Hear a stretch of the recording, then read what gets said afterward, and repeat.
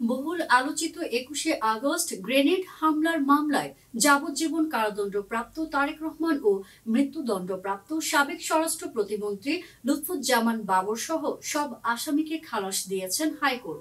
বিচারিক আদালতের রায় বাতিল করে রোববার বিচারপতি এ.কে.এম. আসাদুজ্জামান ও বিচারপতি সৈয়দ এনায়েত হোসেনের হাইকোর্ট বেঞ্চ এ রায় ঘোষণা করেন।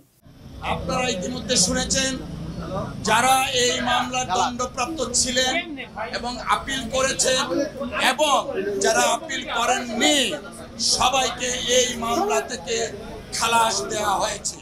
এর আগে গত বৃহস্পতিবার বিচারপতি এ.কে.এম. আসাদুজ্জামান ও বিচারপতি সৈয়দ এনায়েত হোসেনের হাইকোর্ট বেঞ্চে এর শুনানি শেষ হয়।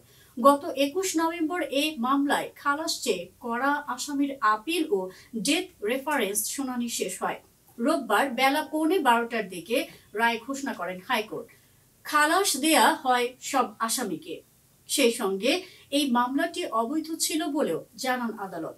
এর আগে ২০১৮ সালের ১০ অক্টোবর ওই মামলার রায় হয়। রায়ে বিএনপি জামায়াত জোট সরকারের স্বরাষ্ট্র প্রতিমন্ত্রী লুৎফুজ্জামান বাবর, উপমন্ত্রী আব্দুস সালাম পিন্টু সহ ১৯ জনের মৃত্যুদণ্ডাদেশ দেওয়া হয়। তারেক রহমান, খালেদা জিয়ার রাজনৈতিক সচিব হারিস চৌধুরী সহ ১৯ জনকে যাবজ্জীবন কারাদণ্ডের আদেশ দেন বিচারিক আদালত।